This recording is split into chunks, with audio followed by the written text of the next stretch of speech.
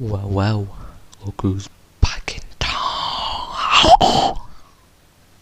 So, as you're probably wondering, what is my plan? Well, quite simply, the unification of India.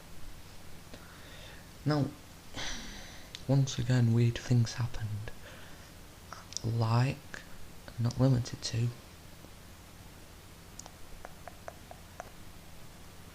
France getting involved, which was pretty annoying, to say the least.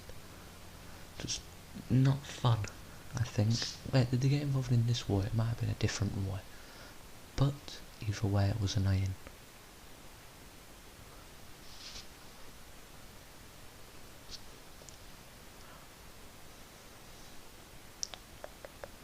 It's a pretty fun game, this. I know it seems pretty boring when I'm playing it, but it is fun to play.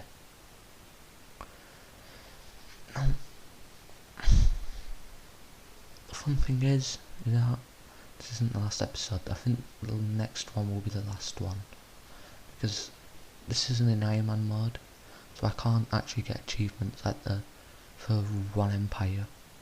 But I'm gonna get myself set up into a spot where I would basically, all I have to do is fight the last few people. So probably next time Germany, Soviet Union and Japan and the United States will all be taken out of the picture as one grand war. I'm not sure what I'll call that episode, probably the Grand Extermination. Now, this is when I decided that, oh, since France was at war with me, I might as well get out of war with them. I began beating them up. You know, with a quick 1, 2, 1, 2, buckle my shoe, 3, 4, eat my toes. Damn, this is going pretty good. Managed to single-handedly take over most of India. They're just not that strong. They don't have nearly enough divisions. I don't know why they never build up nearly enough divisions to even cover most of their border. It's pretty dumb. There it goes. Decided to do a quick save just so I could prepare.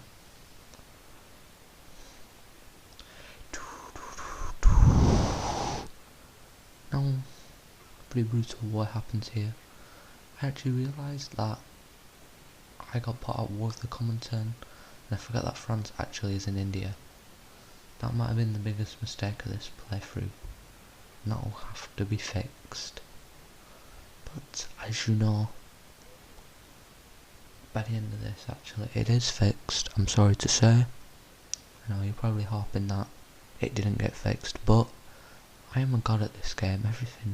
Every problem gets fixed eventually.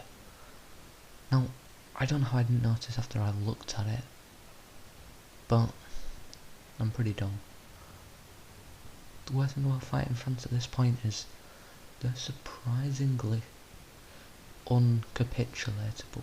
They just keep fighting. I missed out on a division there. For some reason my boys didn't cover the border. But this is going pretty well, I have to admit. Now, what you don't want to do is you don't want to be a retard. Now, I'm quite aggressively expanding through France. My goal is to basically take as much of it as I can. Just because probably one of the biggest mistakes is I declare war on Germany, if I think I remember correctly. That might have been pretty dumb, because I was not in a state to even come close to Germany's army. But you know what the saying is, 3, 4, buckle my toe, 3, 4, eat a child. That's just the saying, I didn't make it up.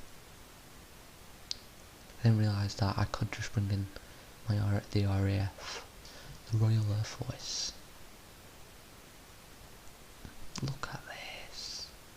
I then realised finally that I really should have been defending and not just completely ignoring the war going on in India.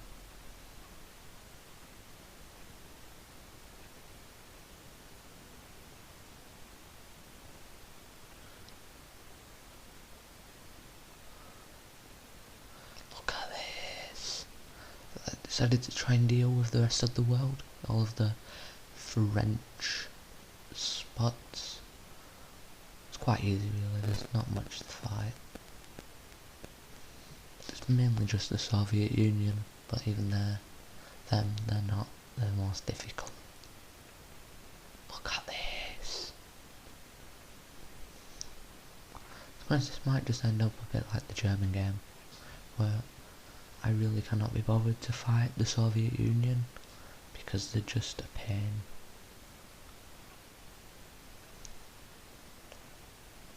Look how good this is going.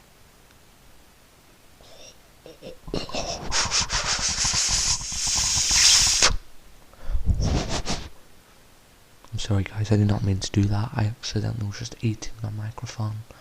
Ignore me. I kept trying to encircle a lot of troops, but it just was not happening.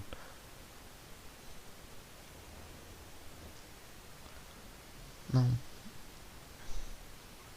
I managed to completely split off the French army. It was pretty unfair really. Draft dodging happened. I hate draft dodging.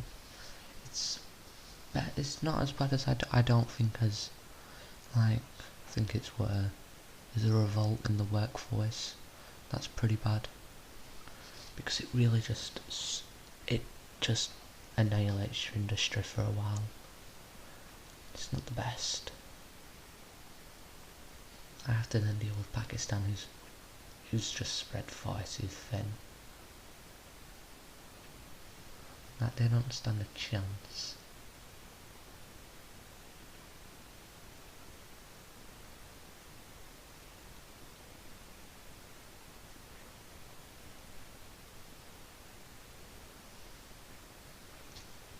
I really should have done here. I realised is just let Pakistan take over Bangladesh, because then I could have took it, but you know, you live and you learn.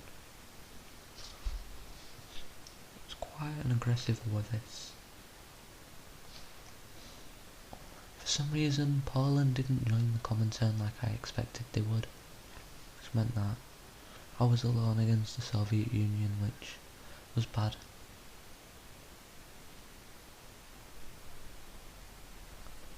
I really messed up fighting the Soviet Union, I think, like trying to engage so aggressively. What I should have done is quite simply, I've just gone after no one. I should have built up my own forces to prepare for a war against Germany. But yeah, you know, you live and you learn. I decided to fix all of the infrastructure just because I realised that it was kind of killing me.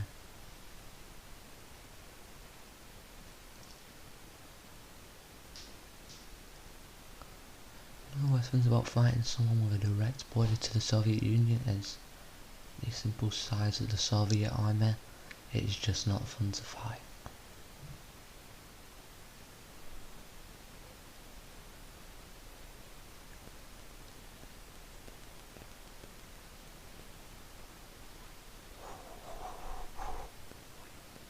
Look at this. Build up a massive army. This was going to be the German attack force. I also wanted to try and get Denmark. My goal was to hopefully take over Denmark, but for some reason I couldn't get any sort of supremacy right there for some reason.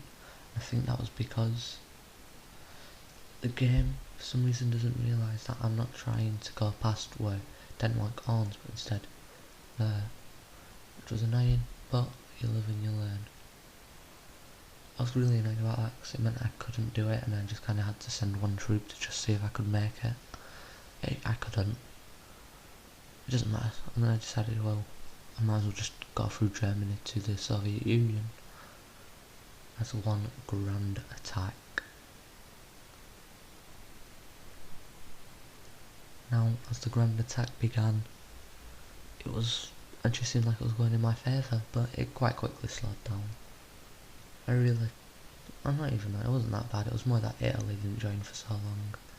I think they were scared.